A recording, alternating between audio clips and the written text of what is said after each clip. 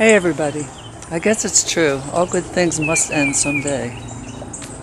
This just might be Rocky's last stand. Let me show you. Here's Rocky today. Let's see, where's that soda? There's the soda can. Let me get you another view. And there he is hiding.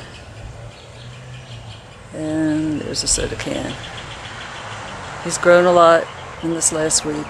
But the past couple days, I think he's kind of been at a standstill. First of all, you can see the condition of the leaves has changed. And some of them are being eaten by some kind of insect. As you can see, all the holes in them. And I've been spraying BT, so I don't know what I'm dealing with. And they're also turning yellow in different areas, so I don't know if I've got like a powdery mildew or what's going on, but they certainly don't look like the leaves over here, which are much healthier looking.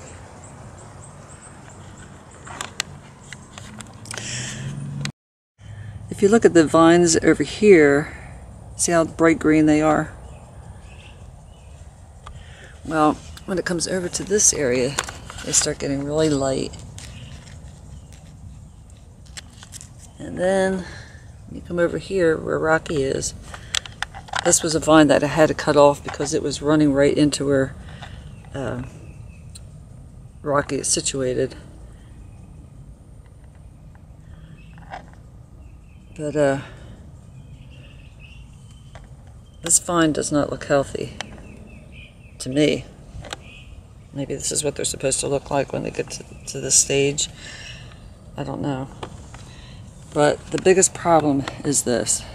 And this is what I talked about before, about wanting to be able to change the position of my pumpkin. As you can see, I'll show you the size of him by my hand. He's really, really big, but not big enough to be a winner. I don't like to say that real loud. I don't want to hurt his feelings. Anyway, you see the size of this? This is all hard, so it's not rotting. This was just a leaf. I mean, a stem to a leaf. But see the stem under here?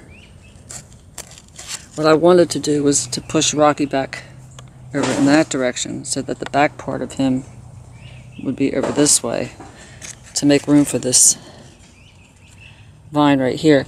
This vine's going away from him, so it's not as important as the one going to him, but it's still important. And the problem is that right now Rocky is growing in this direction, and you see how close the stem is right up against him. You see that? And that's a real problem right there. Also, the stem is being pulled down this way by the main stem that nourishes him. And there was actually a kink in this the other day, and the only thing I could do was dig a little bit off a hole to lower this down further in the ground so that it would point this way. There's no way I can move him. Even when he was little, I couldn't move him, and I didn't know why. And I'm going to tell you something. For any of you that are growing pumpkins for the first time this year, the giant pumpkins, behind this stem here, there'll be a real deep root. You've got to, in order to move them, even when they're small, you've got to cut that root off. And I didn't realize that there was a root behind there, and I kept trying to move him, and he wouldn't budge. It wasn't until much, much later, when it was too late, that I discovered that there was that deep root there, and that's why I wasn't able to position him.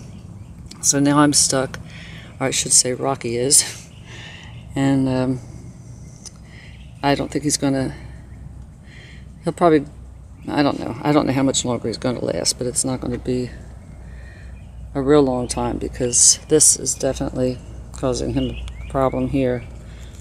And he's growing over this stem. I've left room, see, this one will move, but I can't move it this way, because it would just break right off.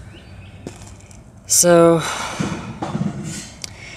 The only thing I was wondering is, could I, if I cut this one off, would I be able to move this at this point? And that's the question I want to ask anyone out there who is an expert on giant pumpkins.